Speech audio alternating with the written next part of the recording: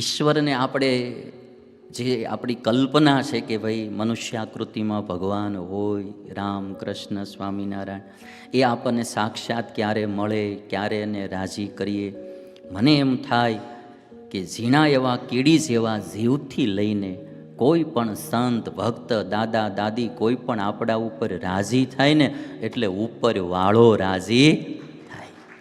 બધા જ આત્માઓ છે અને આત્માના નિયંતા પરમાત્મા છે. કોઈ પણ દૈવી જીવ આપણાથી રાજી થાય એ સૌથી મોટો આશીર્વાદ છે, એ સૌથી મોટું પુણ્ય છે. એટલે બને ત્યાં સુધી બધાને રાજી કરવાના હું પ્રયત્ન કરું. અમે સાધુ છીએ તો બી નાનામાં નાના માણસ, ગરીબમાં ગરીબ માણસ, એને રાજી કરવા મહેનત કરવાની. 4 દાદર ચડવા પડે ઉનાળામાં તો ગરીબ માણસ કહે ને સ્વામી મારે અહીંયા આવજો, હું ના ન પાડું.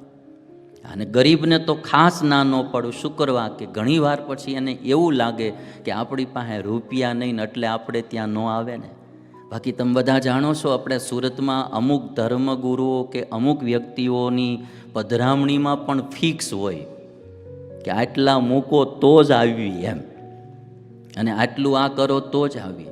કોઈ દી કોઈ પાસે અપેક્ષા નહીં રાખવાની, 1 રૂપિયાની. તે નાનામાં નાનો માણસ એને ત્યાં તમે જાઓ ને 3 ગણો રાજી થાય, અને એનું જે દિલ પ્રસન્ન થાય એ પણ એક બહુ મોટો આશીર્વાદ હોય છે.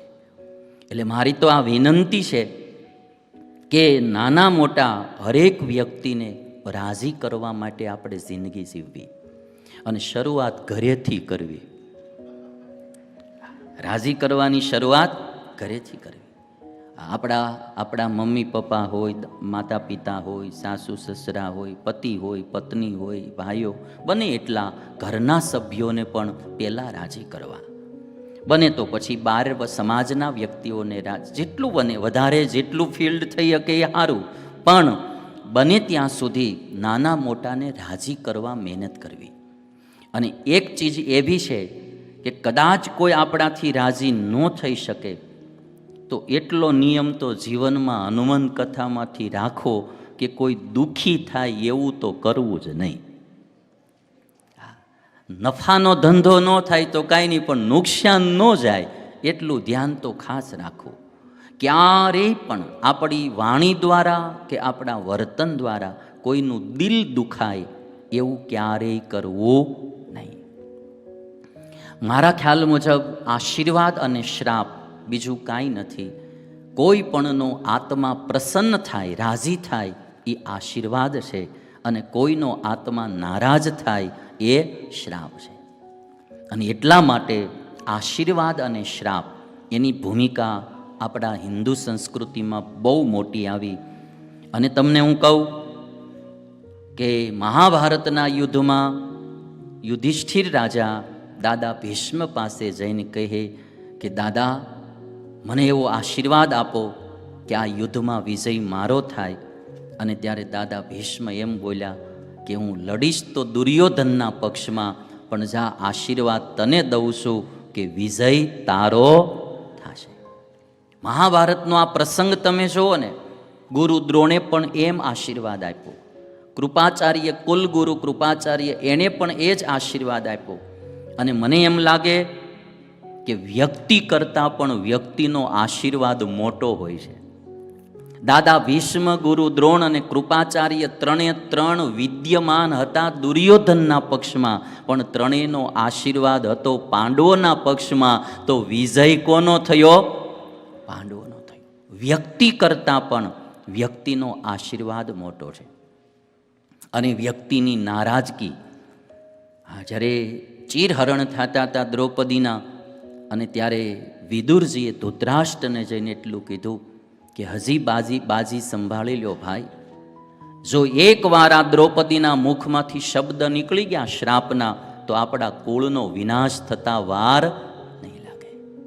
અને ત્યારે ધૃતરાષ્ટ્રએ એવું કહ્યું યુધિષ્ઠિરને કે તારે જે જોઈએ તે વરદાન માગી લે. દ્રૌપદીને કહ્યું તારે જોઈએ તે વરદાન માગી લે. મહાભારત એવું બોલે કે જે કંઈ હાર્યા હતા એ બધું જ ધૃતરાષ્ટ્રએ પાછું દઈ દીધું. તો શકુનીએ કપટ કરીને ફરીને પાછું એકવાર એક બાજી રમવા બોલાવ્યા, એમાં વનવાસ અપાયો. અને જ્યારે 18 દિવસના મહાભારતનું યુદ્ધ પૂરું થયું અને યુધિષ્ઠિરનો વિજય થઈ ગયો, પણ યુધિષ્ઠિર કાંપતા હતા. કારણ કે ધૃતરાષ્ટ્રના ગાંધારીના 100 દીકરાઓને ભીમે મારી નાખ્યા. યુધિષ્ઠિર માં ગાંધારી પાસે જઈ શકતા નહોતા.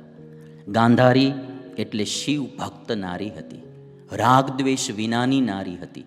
ગાંધારીને એના પુત્ર દુર્યોધન આદિ કરતાંય પાંડવોમાં વધારે હેત હતું. એણે દુર્યોધનને કોઈ દી આશીર્વાદ નહોતો દીધો કે વિજયી ભવ. યુધિષ્ઠિરને આશીર્વાદ દેતી હતી કે તું વિજયી ભવ. દેરાણી જેઠાણીમાં રાગદ્વેષ વિનાના કોઈ પાત્રો તમારે જોવા હોય તો એ ગાંધારી અને કુંતી માતા હતા. અને પાંડવોને એટલો ભય હતો કે જો એકવાર ગાંધારીએ શ્રાપ દીધો તો જીતેલી બાજી હારતા વાર લાગશે.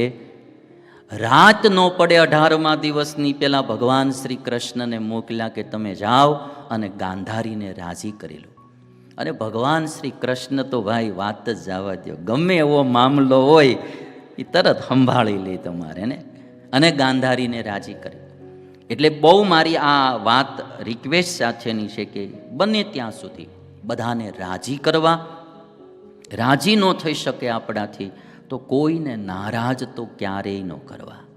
નાની નાની બાબતોમાં ઘણીવાર આપણે ઘણાને કુરાજી કરતા હોઈએ તો એવી ચીજ ક્યારેય થવા દેવી નહીં, એનું આપણે બધાએ ધ્યાન રાખવું. તો બહુ પાકી છે કે બધાનો રાજીપો ખૂબ મળે. ઘણી વખત તમે જુઓ ને, તમે આપણે પોતાને અર્થે ગમે એટલું કરીએ, એમાં કોઈ રાજી એટલા બધા ન થાય. બરાબર, તમે સારી હોટલમાં જઈ અને કદાચ $100 કે $200 ખાઈ આવો, બરાબર, તો એમાં કોઈ એમ કંઈ રાજી ન થાય. પણ કોકને $10 જમાડો તમે તો એનો આત્મા રાજી થાય.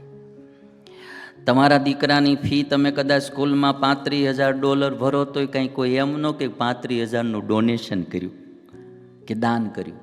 પણ કોકના દીકરાની ફી તમે ભરી દો સ્કૂલમાં, કે ગરીબ માણસ છે ને એના છોકરાની ફી આપણે ભરી દઈએ તો એનો આખો પરિવાર રાજી થાય. પરોપકારમાં રાજીપો છે, પરોપકારમાં પ્રસન્નતા છે. તમારા પત્ની હોય અને તમે ઘણીવાર શોપિંગ કરાવડાવો તોય લગભગ મારા ખ્યાલ મુજબ છેલ્લે તો પાછા દુઃખી જ હોય કે ભાઈ મને આ ન લઈ દીધું, મને તે ન લઈ દીધું. અને કોકને થોડુંક કાંઈ પણ તમે કરાવડાવો તો એ બહુ રાજી થાય. પરોપકારમાં રાજીપો છે, પરોપકાર વિના રાજીપો નથી. અને એટલા માટે આપણી જિંદગી થોડી પરોપકારને આર્થે જીવાય એ હનુમાનજી મહારાજના જીવનમાંથી શીખવું. હનુમાનજી મહારાજનું આખું જીવન પરોપકારી હતું. પોતાની માટે હનુમાનજીને કાંઈ નહોતું. હનુમાનજી પોતાના માટે જીવા હોય એવું કોઈ કાર્ય જ નહીં. આખી જિંદગી પરોપકાર માટે હનુમાનજી જીવા. એટલે આજ આખા ભારત વર્ષમાં હનુમાનની પૂજા થાય, હનુમાનનું સ્મરણ થાય છે. અને એટલા માટે